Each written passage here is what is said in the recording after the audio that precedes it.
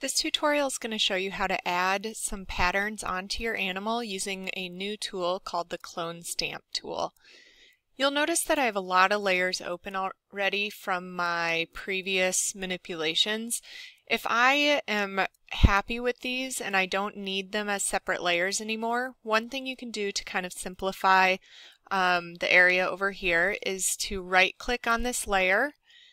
And then if you say merge down, it's going to merge with the layer beneath it. So now these are kind of combined as a layer.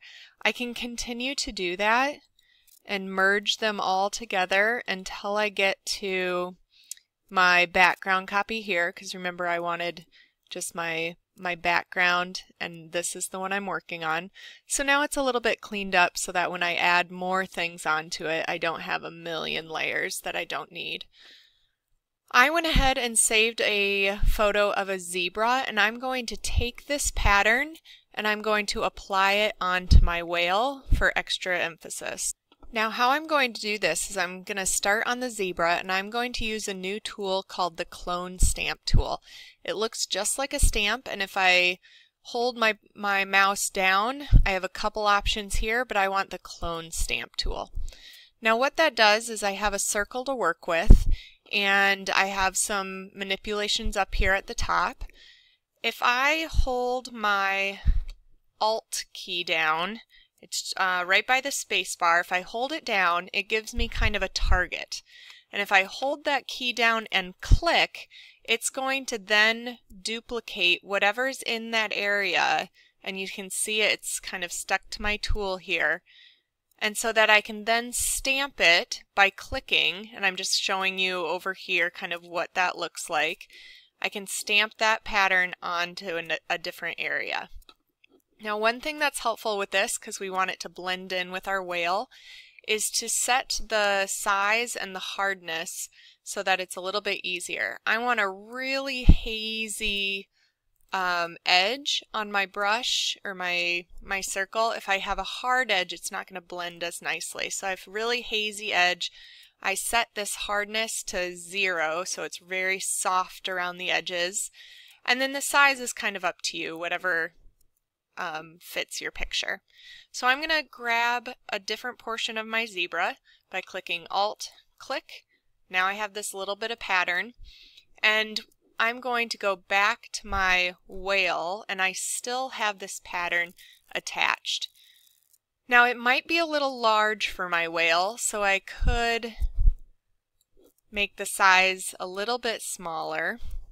And I'm going to go ahead and use my stamp tool. If I stamp it right onto my whale, let's say I stamp right here, it's going to go on top of those wings, which I really don't want. So to be careful that I can make a few mistakes without ruining my image right here, I'm actually going to build a new layer. And how I do that is I come down below my layers, and there's one that looks like a post-it note, and if I click on it, it's going to give me a blank layer that I can then work on. If I make a mistake on this layer, it'll be easier to erase without erasing my original design. Now I'm going to choose an area of my whale to stamp this, and I think I'll just start right on the back like this. And if I just click, it's going to stamp it right there. You can do that a few other areas, but you see that as I move my mouse, it actually moves along the zebra. See the legs kind of coming down here? So if I wanted to have this same pattern, I would have to go back to my zebra, Alt click for a different source, so I have a little bit of a different pattern here, come back and then add on, that's a little large, and then add on that pattern. If I want a different one, I go back to my zebra. Maybe I want a really busy one like this leg, I Alt click, so I have a different pattern, go back to my whale, and I can use that. So you do still need to go back and forth and get a different stamp and add your pattern on. Now if I want to clean this up, which I definitely do because I can see the pattern's actually going into the water right here and a little bit on top of my wing. So I'm going to use my eraser tool. Right now the opacity, I want it to be at 100 because I don't want anything to be showing in the water, so I'm just erasing along the edge so there's no pattern in the water. And I also don't want it on my butterfly wing, so I'm just erasing at full strength there.